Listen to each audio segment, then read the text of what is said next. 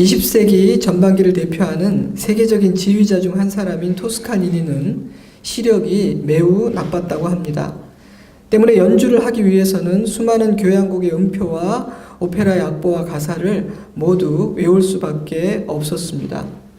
처음에 첼로 연주자로 출발했던 그는 다른 사람들이 쉬거나 잠자는 시간에도 음표 하나하나를 다 외워서 머릿속에 담아두어야 했습니다. 만만치 않은 일이었지만 연주를 계속하려면 다른 방법이 없었으니까요. 시력이 좋지 않다는 불행한 현실 앞에서 연주자의 길을 포기하느냐, 아니면 계속해서 그 길을 걷기 위해서 방법을 찾고 최선을 다하느냐, 그는 둘 중에 하나의 길을 선택해야만 했는데 토스카니니는 후자를 선택했던 것이죠. 그러던 어느 날 지휘자와 연주자들 사이에 분쟁이 일어나 지휘자가 공석이 되는 일이 발생을 하게 됩니다. 단원들은 악보를 모두 외우고 있었던 토스카니니에게 지휘해달라는 부탁을 했고요. 악보를 온전하게 이해하고 있던 그는 훌륭하게 지휘를 해내게 되죠. 그 사건은 그를 세계적인 지휘자가 되게 만든 중요한 계기가 됩니다. 첼로 연주자가 되기 위해 공부를 해왔지만 전혀 예상하지 못했던 순간 뜻밖의 사건을 통해서 기회의 문이 열리고 그 문을 통해 토스카니니는 어쩌면 그가 처음부터 가야만 했던 그 지휘자라는 세계에 들어서게 된 것이죠. 시력이 나빴던 것도 갑자기 공연이 중단된 것도 결코 좋은 일은 아니었지만 쉽게 포기해버리지 않았던 토스카니니에게 불편함과 어려움은 그를 꺾어버린 절망의 이유가 된 것이 아니라 오히려 그를 도약하게 만든 기회가 되었던 것입니다. 이런 이야기를 들으면 대부분의 사람들은 고개를 끄덕이고 감동하긴 하지만 자신의 삶에서 이런 일이 일어날 것이라고 생각하지는 않는 경향이 있는 것 같습니다. 하지만 가만히 생각해 보면 이런 일은 우리의 삶에서도 일어났고 지금도 일어나고 있으며 앞으로도 일어날 것입니다. 어려움이 생기고 일이 꼬인 것 같았지만 오히려 뜻하지 않았던 근육이 생기고 기대하지 않았던 새로운 문이 열리는 경험을 할 때가 적지 않습니다. 토스카니니는 꿈이 있었고 의지력이 강한 사람이기라도 했지만 우리는 그다지 대단한 의지력과 열심으로 역경과 마주하지 않았음에도 불구하고 돌이켜보니 견뎌냈고 넘어갔으며 오히려 귀한 교훈을 얻기도 했고 때로는 크고 놀라운 은혜를 경험하게 되기도 합니다. 망가지고 부서져 버릴 줄 알았는데 오히려 더 단단해지고 성숙해진 나를 만나게 되기도 하죠. 그런 일들이 있었기 때문에 오늘의 우리가 존재하는 것입니다. 우리의 지나온 삶에는 크고 작은 많은 기적들이 있었던 것입니다. 좋은 일, 좋은 환경을 통해 한 걸음 더 나아갔다면 그다지 놀랍지 않을 텐데 좋지 않은 일, 불편한 일이라고 여겨지는 일들을 통해 한 걸음 더 나아가게 되고 새로운 문을 열고 새로운 곳으로 들어가게 된다는 사실은 참 신비한 일입니다. 그런데 제 경험으로는 그런 일은 자주 일어나는 것 같아요. 우리는 우리가 계획하고 예상했던 때와 방법이 아니라 뜻밖의 때 그리고 뜻밖의 방법으로 다져지고 인도함을 받게 되는 경우가 많고요. 좋은 일이 아니라 대부분의 사람들이 좋지 않다, 어려운 상황이다, 힘들겠다 라고 평가하는 사건과 상황들을 통해 더 강해지고 새롭게 되며 한 걸음 더 나아가게 되는 경우가 많은 것 같습니다. 성경을 보아도 제가 섬기는 수많은 성도들의 삶을 보아도 물론 저의 지나온 인생길을 보아도 그런 것 같아요. 때문에 눈에 보이는 지금의 상황을 전부로 생각한다거나 단지 다수가 그렇게 생각하기 때문에 나도 그렇게 판단하고 너무 빨리 속단해 버려서는 안 되는 것입니다. 지금 나에게 일어나는 일들은 나를 새로운 곳으로 인도하는 기회의 문이 될 수도 있기 때문입니다. 그 시간들을 통해 우리는 이전에 알지 못했던 새로운 진리에 눈을 뜨게 될 수 있고 그 끝은 내가 생각하고 세상이 판단하는 것만큼 나쁘지 않은 정도가 아니라 훨씬 더 좋은 것일 수도 있기 때문이죠. 특별히 우리 그리스도인들에게는 더욱 그러합니다. 하나님은 사랑하는 자녀들을 지키시고 돌보고 계실 뿐 아니라 합력하여 선을 이루시는 참 좋으신 아버지시기 때문에 사람의 눈에는 그리 좋지 않아 보이는 일이라 할지라도 그 끝은 우리의 예상과는 전혀 다를 수가 있습니다. 때문에 그리스도인들은 소망의 사람입니다. 잠시 넘어졌다가도 다시 일어나는 사람이며 쉽게 포기하지 않는 질긴 사람들이죠.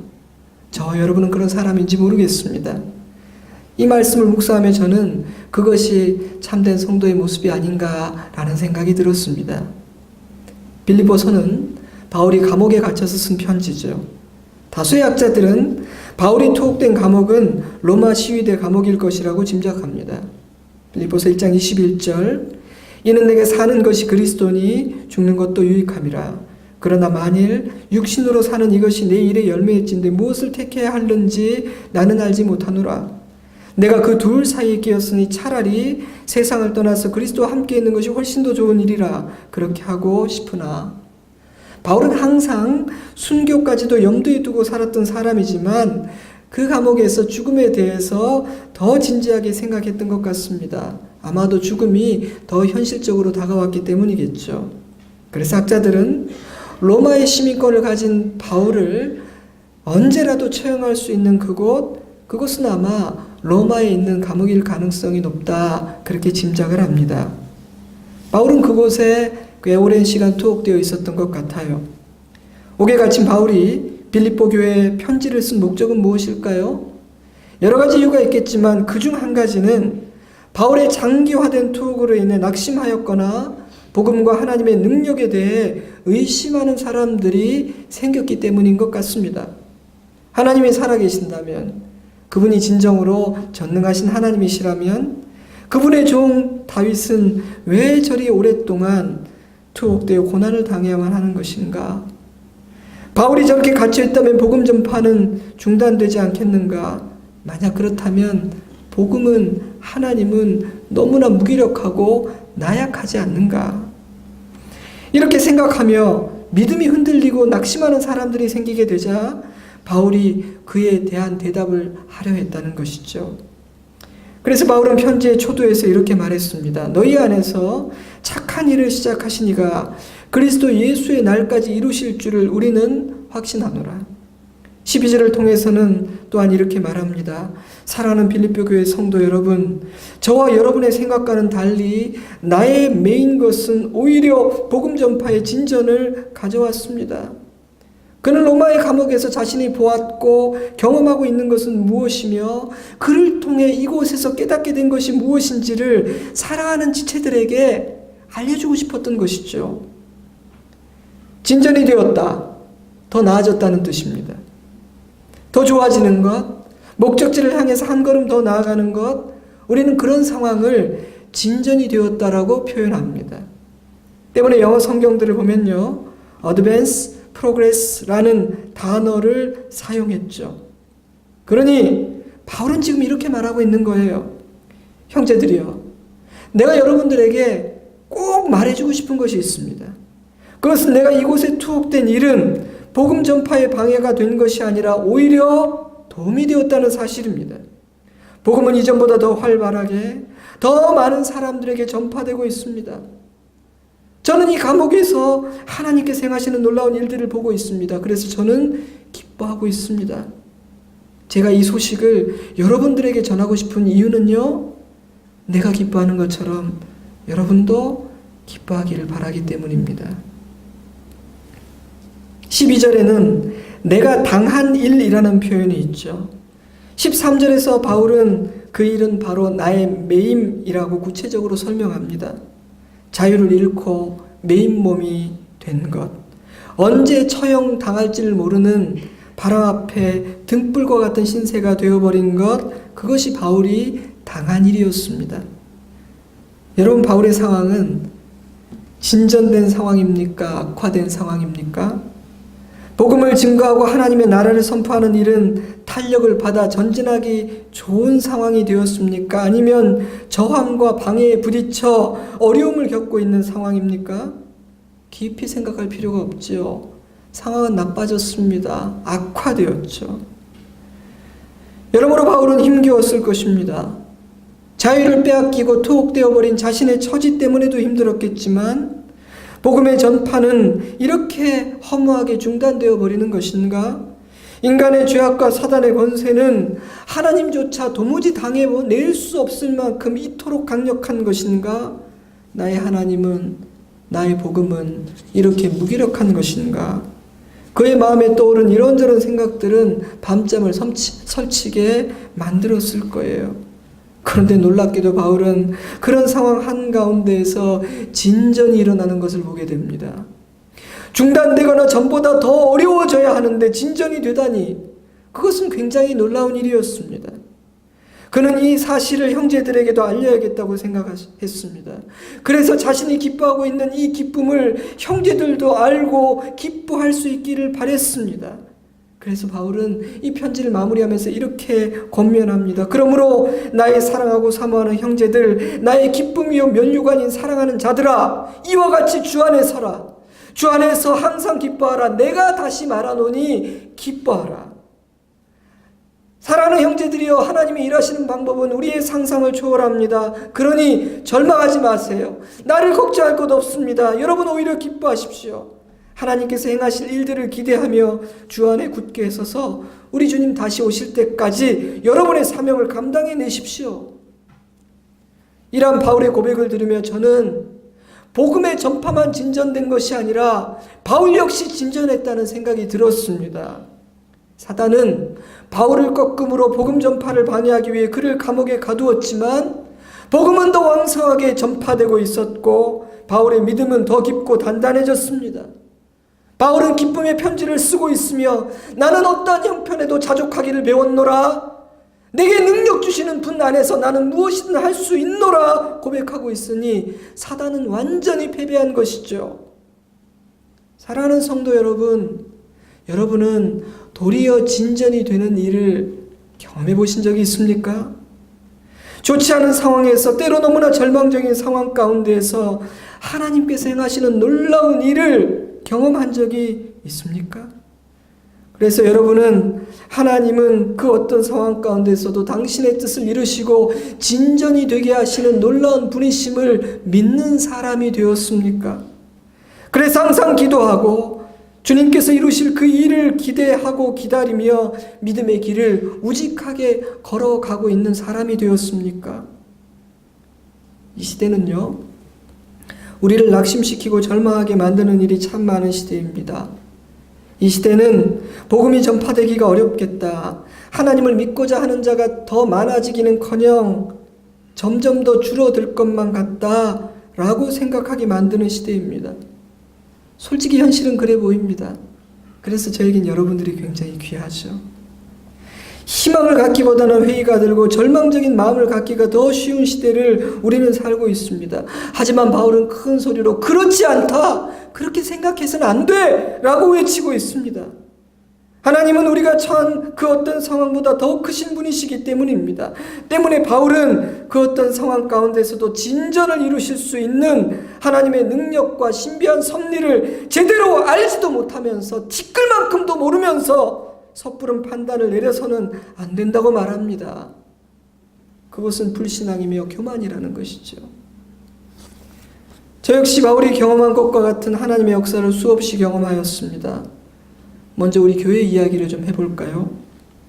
한 교회가 세워지는 것은 하나님께서 행하시는 일임을 알고는 있었지만 저는 우리 좋은씨앗교회의 발자취를 돌아보며 그 걸음들을 통해 그 사실이 진정 사실임을 깨닫게 됩니다. 우리 교회가 설립될 당시 한국교회 상황은 그리 좋지가 않았습니다. 선배 목회자들은 종종 과거에는 그저 장소를 정해서 십자가를 꽂기만 해도 교회가 됐지 이런 얘기를 하곤 했지만 이 시대의 영적인 상황은 그렇지가 않습니다. 그래서 저는 신학생들이나 후배들을 보면 안쓰러운 마음이 듭니다. 지금보다 더 힘들 텐데, 좁은 길일 텐데, 만만치가 않을 텐데, 목사 안수식에 가면 축하하고 축복하는 마음은 당연히 들지만 눈물이 나기도 하고 안쓰러운 마음이 들기도 합니다. 대충 하려면 몰라도 제대로 하려면 그 짐이 참 무거울 텐데 하는 생각이 들기 때문이죠. 게다가 저희는 정말 아무것도 없이 독서실 한 편을 빌려 기도 모임을 시작했습니다. 심지어 선도에 서서 이끌고 섬기는 목사도 그리 변변치가 않습니다. 모든 면에서 좋은 상황이 아니었죠. 솔직히 교회가 든든히 세워지기보다는 흐지부지 사라져버릴 가능성이 훨씬 많았다고 저는 생각했습니다. 때문에 저는 우리가 걸어온 그 걸음들은 도리어 진전이 되게 하신 하나님의 역사라고 믿고 있습니다. 그래서 앞으로도 그런 일을 보게 하시리라 믿고 기대합니다. 그런 과정을 통해 저는 하나님께서 보시기에 영 아닌 일만 아니라면 오직하게 버티고 계속해서 걸어가면 반드시 주님이 이루시는 그 일을 보게 된다는 믿음을 갖게 되었습니다. 물론 저는 지금도 매일매일 도리어 진전이 되게 하시는 하나님의 크고 작은 은혜들을 경험합니다. 그래서 풍랑을 만나면 당황하고 두렵고 낙심이 되기도 하지만 이 풍랑이 나를 어디로 데려가고 어떤 일을 일으킬지 기대가 되기도 합니다. 진심입니다. 고요한 바다로라는 찬양을 아시나요? 1절의 가사는 고요한 바다로 저 천국 향할 때 주 내게 순풍 주시니 참 감사합니다입니다. 고요한 바다에서 주님께서 보내주신 순풍의 돛을 달고 목적지를 향해 가는 것은 정말 감사한 일이죠. 하나님은 사랑하는 자녀들에게 그런 은혜를 허락하십니다. 그런데 2절 가사는 이렇습니다. 큰 물결 일어나 나 쉬지 못하나 이 풍랑 인하여 더 빨리 갑니다. 정직한 가사입니다. 인생에는 순풍만 있는 것이 아니라 풍랑도 찾아오기 때문이죠. 풍랑은 좋지 않은 것입니다. 내게는 일어나지 않았으면 하는 그런 종류의 일이죠. 그런데 이 찬송은 풍랑을 인하여 우리는 더 빨리 간다고 노래하고 있습니다. 만세반석 열린이라는 찬송의 작사자이기도 한 톱 레이니 목사님은 어릴 때부터 몸이 허약해서 자주 알아 누웠다고 합니다. 몸이 약한 사람들은 다른 사람에 비해 느리고 뒤처지고 그래서 종종 낙심하고 절망하게 되지요. 건강한 사람들은 잘 모릅니다.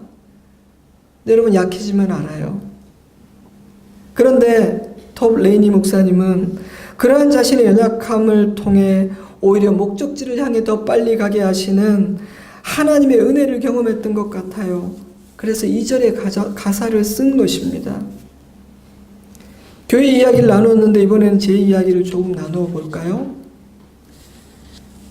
강단에서 제 이야기 하는 거 조심스러워하지만 조금 나누어 보겠습니다. 저희 인생에는 이런저런 풍랑들이 적지 않았고 그 풍랑들은 저의 삶과 사역을 흔들기도 하고 때로는 높은 벽처럼 가로막기도 해왔습니다.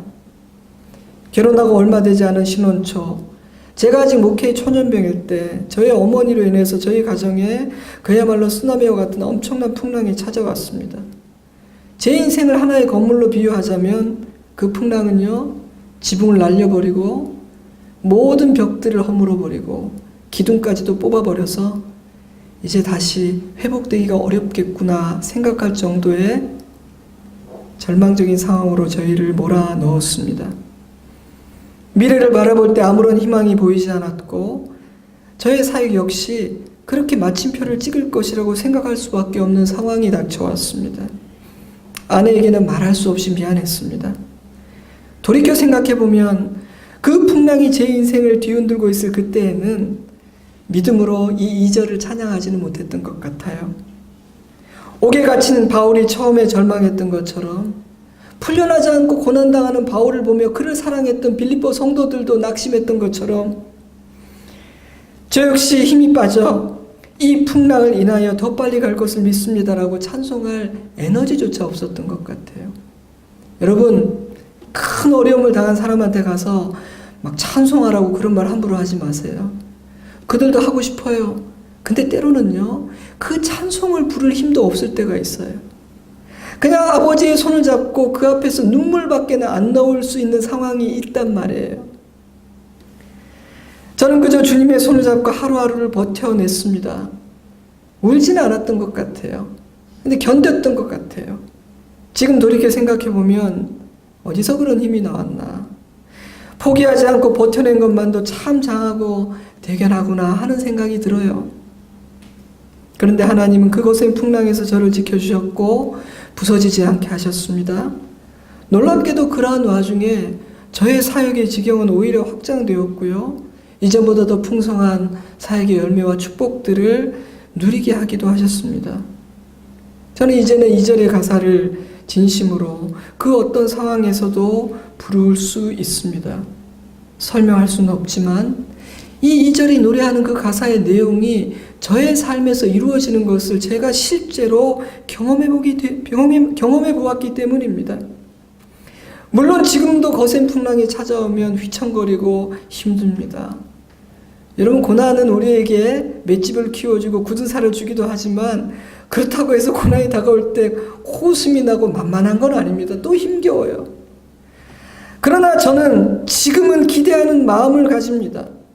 하나님께서 이 풍랑을 통해 어떤 진전을 이루실 것인가? 이 풍랑으로 인해 나를 어디로 데려가실 것인가? 어떤 문을 준비하고 계시는가? 나의 인생도 나의 사역도 풍랑에 의해 결정되는 것이 아니라 하나님에 의해서 결정된다는 사실을 배웠기 때문이죠. 사랑하는 성도 여러분, 우리의 삶에는 순풍도 불어오고 풍랑도 찾아옵니다. 하나님은 그 모든 바람을 통해서 당신의 뜻을 이루십니다. 순풍을 통해 우리를 나아가게 하실 뿐 아니라 풍랑을 통해서도 우리를 나아가게 하십니다. 놀라운 사실은요, 순풍은 조금씩 나아가는데 풍랑은 쑥 나가게 하시는 일들이 있더라고요. 우리가 당한 모든 일이 도리어 진전되게 하시는 하나님, 여러분은 여러분의 하나님이 그런 하나님이신 것을 진실로 믿고 있습니까? 우리는 그 하나님과 함께 배를 타고 항해하고 있습니다. 그러면 하나님은 어떤 진전을 이루시는 걸까요? 많은 사람들은 세상의 성공과 복을 누리는 것을 진전이라고 생각합니다. 돈을 벌고 좋은 대학에 가고 건강하고 원하는 것을 성취하고 세상은 이런 류의 일들이 일어날 때 진전이 되었다고 생각합니다. 물론 하나님은 사랑하는 자녀들에게 그런 은혜도 허락하십니다. 그런 복도 주십니다. 그러나 하나님께서 이루시는 진전은 반드시 그런 것만은 아닙니다. 저는 여러분이 듣기 좋으라고 진실을 말하지 않을 수는 없어요. 성경을 보면 하나님이 이루신 진전은 반드시 그것은 아니에요. 그렇다면 하나님께서 이루시는 진전은 어떤 것입니까? 그것은 먼저 하나님의 뜻이 성취되는 것을 뜻합니다. 하나님께서 하나님의 백성들의 삶에 그 가정에 그들이 이룬 공동체에 이루시는 진전이란 하나님의 뜻이 그곳에 이루어지는 것을 의미합니다. 하나님의 뜻이 성취되는 것은 참으로 복된 일입니다. 하나님의 뜻은 선하시기에 하나님의 뜻대로 될 때 우리는 행복하고 평안해지기 때문입니다. 종종 아버지, 당신의 뜻대로 되기를 원합니다. 당신의 뜻대로 하옵소서라고 기도하기를 주저하는 사람도 있는데 그것은 하나님을 제대로 알지 못하기 때문이라고 저는 100% 확신합니다. 하나님을 올바로 안다면 그렇게 기도하기를 주저할 아무런 이유가 없기 때문입니다. 선하시고 좋으신 하나님의 뜻대로 되는 것은 복된 일이니까요. 저는 그것을 100% 확신하기 때문에 믿음이 부족함에도 불구하고 하나님의 뜻대로 되기를 기도합니다. 부디 하나님 제 뜻대로 되지 않게 하시고 하나님의 뜻대로 되게 하여 주옵소서 기도합니다. 이 땅에서의 나그네 삶이 힘겹고 무거운 이유는 이 세상이 하나님의 뜻에 저항하고 반역하고 있기 때문입니다. 우리가 하나님의 뜻에 온전히 순종하지 못하고 있기 때문입니다. 불순종하고 저항하고 있기 때문입니다. 나의 뜻이 더 강하기 때문입니다. 사단이 인간의 어둠과 악함이 하나님의 뜻이 성취되는 일을 방해하고 있기 때문입니다. 예수님은 우리에게 이렇게 기도하라고 가르치셨죠. 그러므로 너희는 이렇게 기도하라. 하늘에 계신 우리 아버지여, 이름이 거룩히 여김을 받으시오며 나라가 임하시오며 뜻이 하늘에서 이루어진 것처럼 땅에서도 이루어지이다. 우리는 날마다 이렇게 기도해야 됩니다. 또한 그 어떤 상황에서도 하나님은 반드시 당신의 뜻을 이루신다는 사실을 믿어야 합니다. 바울은 오늘 우리에게 그 믿음을 가지라고 말합니다. 나는 그것을 보았다. 나는 그것을 경험했어라고 외치고 있습니다. 그 믿음은 현재의 상황과 미래를 바라본 우리의 관점, 우리의 말과 행동, 우리의 선택을 바꾸어 놓을 겁니다. 민수기 14장 9절 다만 여호와를 거역하지는 말라. 또 그 땅 백성을 두려워하지 말라. 그들은 우리의 먹이라. 그들의 보호자는 그들에게서 떠났고 여호와는 우리와 함께 하시느니라. 그들을 두려워하지 말라. 그 믿음을 가졌던 여호수아와 갈렙의 고백입니다. 그들은 약속하신 것을 반드시 이루시는 그 하나님을 믿고 의지했기에 이렇게 주장할 수 있었던 것이죠. 사랑하는 성도 여러분, 우리 입에서 나오는 말은 우리의 믿음의 실력을 드러냅니다. 우리 입에서는 어떤 말이 나오고 있나요? 둘째로 또한 그것은 복음 전파의 진전을 의미합니다. 14절을 보면 바울이 옥에 갇혔다는 소식이 알려지자 신기한 현상이 일어나기 시작했습니다. 이전보다 더 많은 사람들이 이전보다 더 담대하게 복음을 전하기 시작했던 것이죠. 그런데 두 부류가 있었어요. 15절, 어떤 이들은 투기와 분쟁으로, 어떤 이들은 착한 뜻으로 그리스도를 전파하나니 이들은 내가 복음을 변증하기 위하여 세우심을 받은 줄 알고 사랑으로 하나 그들은 나의 매임에 괴로움을 더하게 할 줄로 생각하여 순수하지 못하게 다툼으로 그리스도를 전파하느니라. 그러면 무엇이냐? 거칠애로 하나 참으로 하나 무슨 방도로 하든지 전파되는 것은 그리스도니 이로써 나는 기뻐하고 또한 기뻐하리라. 바울이 투옥되지 않았을 때는 바울이 있으니까, 바울이 너무 잘하고 있으니까 하고 뒤로 물러서 있던 사람들이 담대히 복음을 전하기 시작했어요. 그들은 바울을 아끼는 마음으로 복음을 전하는 착한 사람들이었습니다. 하지만 바울을 질투하는 마음으로, 옥에 갇힌 바울을 더 고통스럽게 하려는 악한 못된 마음으로 복음을 전하는 자들도 나타나기 시작했습니다. 여러분, 우리는 잊지 말아야 합니다. 가장 선한 일도 가장 악한 동기로 할 수가 있습니다. 우리는 늘 우리를 돌아보아야 하는 것이죠. 그런데 바울은 이렇게 말해요. 근데 여러분, 놀랍게도 그들 모두를 통해서 그리스도가 전파되고 있습니다. 그래서 난 너무 감사하고 너무 기쁩니다. 하나님께서 하시는 일은 정말 신비하고 놀랍습니다. 하나님은 그 어떤 상황에서도 당신이 구원해야 될 사람들을 구원해내십니다. 그러므로 복음이 증거되고 영혼을 구원하는 일은 우리가 판단할 수 있는 일이 아닙니다. 우리가 하는 일은 순종하는 마음으로 복음을 전하는 것밖에 없습니다. 하나님을 보여주는 것밖에 없습니다. 그러면 하나님께서 상상하지 못한 방법으로 상상하지 못한 때에 진전이 있게 하십니다. 그러니 시대의 상황이나 사람의 성정이나 형편에 지나치게 집중하여 판단하고 제한하지 마세요. 하나님만을 바라보아야 합니다. 세 번째로 그것은 또한 우리의 성장과 성숙을 의미합니다. 설교 초두에 복음 전파만 진전된 것이 아니라 바울에게도 진전이 있었다고 말씀드렸죠. 하나님은 투옥이라는 좋지 않은 상황 가운데에서 바울의 믿음을 강하게 하시고 그에게 자족하는 은혜를 가르쳐 주셨으며 그 어떤 상황에서도 빼앗기지 않는 기쁨을 소유하게 하셨습니다. 저는 우리의 성장과 성숙은 아버지께서 우리 안에 이루시는 놀라운 진전 중 하나라고 생각합니다. 사단은 그 일을 막기 위해 수단과 방법을 가리지 않죠. 고난을 주고 시험하는 이유입니다. 그러나 하나님은 고난과 시험을 통해 도리어 진전이 되게 하십니다. 시편 119편 67절, 고난 당하기 전에는 내가 그릇 행하였더니 이제는 주의 말씀을 지키나이다. 고난 당한 것이 내게 유익이라 이로 말미암아 내가 주의 율례들을 배우게 되었나이다. 시인은 고난을 통해 주의 말씀을 지키게 되었고 주의 율례를 배우게 되었기 때문에 고난 당한 것이 나에게 유익하다고 고백합니다. 진전입니다. 왜냐하면 시인은 고난을 당하기 전보다 훨씬 더 괜찮은 사람이 되었기 때문이죠. 사랑하는 성도 여러분, 고난은 없었지만 주의 율례를 배우지 못하고 지키지 못하는 삶을 살고 있다면 그것은 복된 삶이 아닙니다. 우리의 목표는 고난이 없는 삶이 아니라 성장하는 삶, 예수님 닮아가는 삶이기 때문이죠. 때문에 고난을 통해서라도 주의 율례를 배우고 말씀을 지키는 자가 되는 것은 복된 일입니다. 물론 일부러 고난을 자초할 필요는 없겠지만 고난을 당할 때에는 하나님 이 풍랑이 나여 나아가게 하시고 성장하고 예수님을 알고 그 뜻을 깨닫게 하여 주시옵소서 기도해야 합니다. 또한 마지막으로 하나님이 이루시는 진전은 남은 자를 구별하시는 작업을 뜻하기도 합니다. 미가는 이렇게 선포했습니다. 야곱아, 내가 반드시 너희 무리를 다 모으며 내가 반드시 이스라엘의 남은 자를 모으고 그들을 한 처소에 두기를 보스라의 양떼같이 하며 초장의 양떼같이 하리니. 세례 요한은 예수님의 대해서 이렇게 선포했습니다. 그는 성령과 불로 너희에게 세례를 베푸실 것이요 손에 키를 들고 자기의 타작마장을 정하게 하사 알곡은 모아 곡간에 들이고 쭉정이는 꺼지지 않는 불에 태우시리라. 예수님은 이렇게 말씀하셨습니다.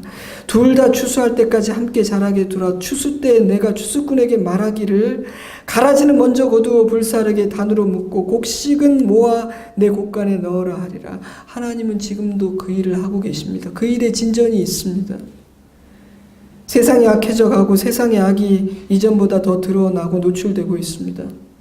물론 그 행위대로 처벌이 공정하게 다 이루어지지는 않을 수 있습니다.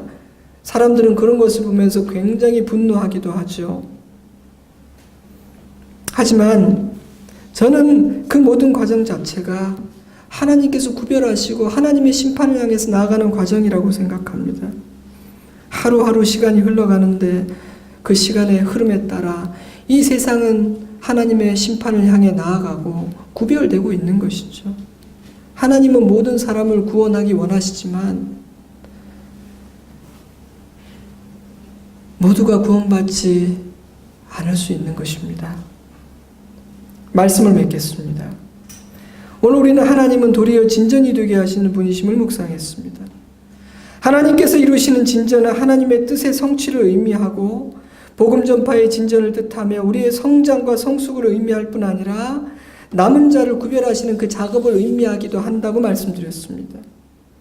로마서 8장 28절 우리가 알거니와 하나님을 사랑하는 자 곧 그의 뜻대로 부르심을 입은 자들에게는 모든 것이 합력하여 선을 이루느니라. 그것은 또한 합력하여 선을 이루시는 그 작업을 뜻하기도 할 겁니다. 너희 안에 착한 일을 시작하신 이가 그리스도 예수의 날까지 이루실 줄을 우리는 확신하노라. 그것은 또한 당신이 시작하신 그 일을 당신이 마무리할 것이라는 약속이기도 할 것입니다. 하나님은 지금도 일하고 계십니다. 아무런 일이 일어나지 않고 있는 것이 아닙니다. 하나님은 우리의 삶에, 우리의 가정에, 우리의 교회에, 이 나라에 당신의 뜻을 이루고 계십니다. 심지어 좋지 않은 상황, 고난을 통해서조차 우리를 진전시키시고 나아가게 하시고 목적지를 향해 한 걸음 더 내디디게 하십니다. 이란의 수도 테헤란에는 아름다운 왕궁이 하나 있는데 그 왕궁 벽의 모자이크는 참으로 아름다운 작품으로 평가되고 있다고 해요. 하지만 그 작품은 처음부터 의도된 것은 아니었습니다. 원래 건축가들은 거대한 고급 유리로 벽과 기둥을 장식하려고 했는데 파리에서 유리를 수송하던 도중 그만 실수로 깨어져서 수천 개의 조각이 나고 말았다고 해요. 모두가 상심하고 있을 때 한 건축가가 새로운 아이디어를 내놓았고 깨어진 그 조각들을 더 잘게 부수어서 모자이크 작품을 만들게 되었는데 그렇게 완성된 그 유리 조각들은 햇빛에 반사되어서 찬란한 빛을 발하게 되었고 그 왕국은 동화 속에서나 볼 수 있음직한 정말 멋지고 아름다운 궁전이 되었다고 해요. 원래의 의도와는 달리 유리가 끼어졌기 때문에 일어난 일입니다. 우리는 종종 망가져 버렸구나, 끝이 나 버렸구나 싶은 일들을 만나게 됩니다. 우리의 꿈과 계획이 산산조각 났을 때 우리는 절망하게 되죠. 그러나 깨어진 그 조각들로 멋진 작품을 만들 수 있는 위대한 작가가 우리의 삶에 계신다면 그 작가의 실력이 우리가 상상할 수 없을 정도로 놀랍다면 깨어진 유리 조각들은 세상에서 가장 아름다운 작품이 될 수도 있습니다. 살면서 깨닫게 되는 진리 중 하나는 하나님께서 일하시는 방법은 참으로 심오하고 신비하여 우리의 좁은 소견으로는 도무지 예측하기가 어렵다는 것이죠. 뛰어난 작가들의 작품은 다음 챕터를 예상하기 어렵습니다. 독자들의 상상력과 경험을 뛰어넘기 때문이죠. 그래서 필력이 있는 작가들의 글은요, 뻔한 이야기가 아닙니다. 그것이 작가의 실력입니다. 그렇다면 하나님께서 쓰시는 드라마의 다음 장을 감히 우리가 어떻게 다 이해하고 우리가 어떻게 예측할 수 있겠습니까? 그러니 잠시 일이 풀린다고 해서 어깨에 힘을 주고 교만하거나 잠시 길이 막힌 것 같다고 해서 절망하는 것은 얼마나 어리석은 일입니까? 내가 다 아는 것처럼 큰소리치고 판단하고 함부로 말하는 것은 훗날 고개를 들 수 없는 부끄러운 일일지도 모릅니다. 형제들아, 내가 당한 일이 도리어 복음 전파의 진전이 된 줄을 너희가 알기를 원하노라. 이 아침 이러한 바울의 고백은 여러분에게 무엇이라고 외치고 있습니까? 도리어 진전이 된 줄을 너희가 알기 원하노라. 이 말씀은 여러분에게 무엇이라고 말하고 있습니까? 하나님이 주시는 그 음성과 깨달음을 손에 붙들고 마음에 새기고 돌아가시기를 바랍니다.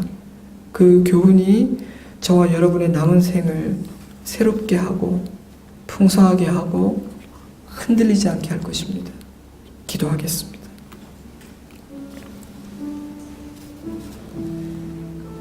바울은 그 로마의 감옥에서 자신이 보고 경험하고 깨달은 그 진리를 사랑하는 빌립보 교회 성도들에게도 알려주고 싶었습니다. 그래서 그들도 큰 기쁨으로 주 안에서 기뻐하기를 소망했습니다.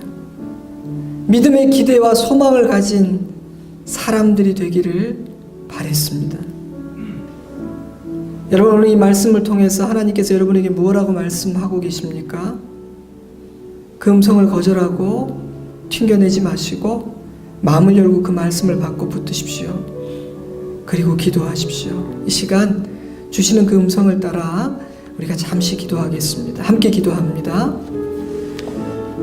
아버지 하나님, 아버지 하나님, 하나님 아버지, 하나님 아버지.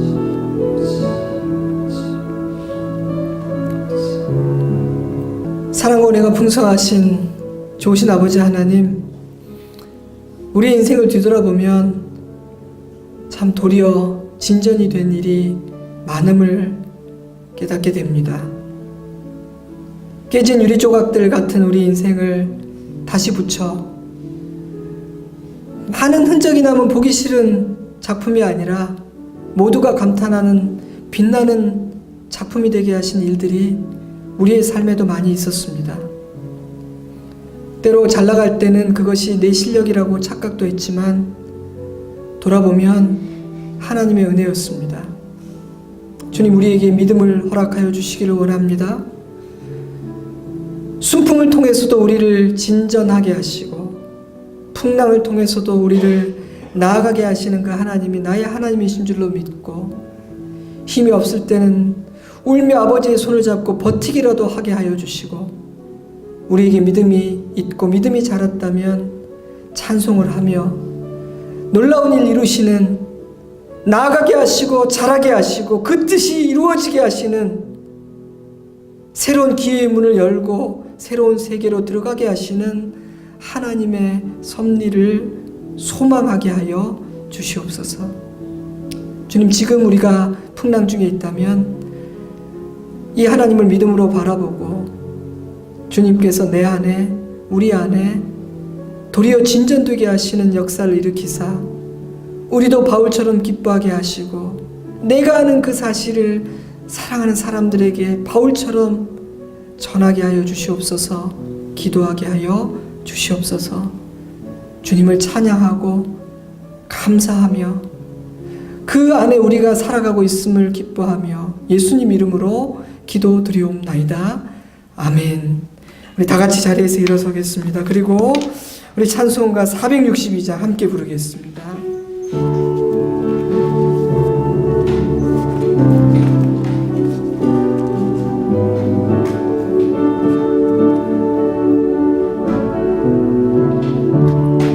큰 물결이 설레는 어두운 바다 저 등대의 불빛도 희미한데 이 풍랑에 논저 항해하는 주 예수님이 배인 사모이라 나 두려움 없네 두려움 없도다 주 예수님 늘 깨어 계시도다 이 융융한 바다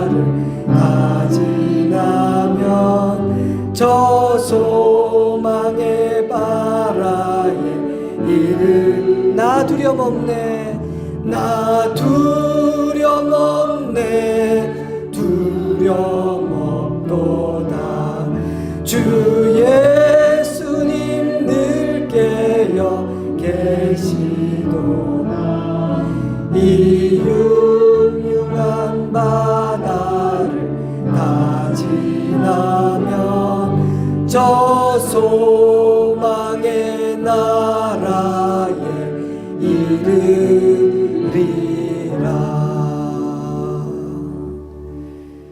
지금은 우리 위에 십자가 지심으로 어둠의 권세를 깨뜨리신 우리 주 예수 그리스도의 은혜와 그 어떤 상황에서도 진전하게 하시는 하나님 우리 아버지의 깊고 넓은 사랑하심과 강하게 하시고 승리하게 하시는 성령 하나님의 은혜와 능력의 역사하심이 때로는 순풍을 통해 때로는 풍랑을 통해 그 어떤 상황에서도 진전이 있게 하시되 도리어 진전이 되게 하시는 아버지 하나님을 믿고 신뢰하는 사랑하는 주의 자녀들과 그 가정과 우리 좋은 씨앗교회와 주님께서 피로 값주고 사신 교회들과 이 나라의 민족 위에 이제로부터 영원토록 함께 하시옵기를 간절히 축원하옵나이다. 아멘.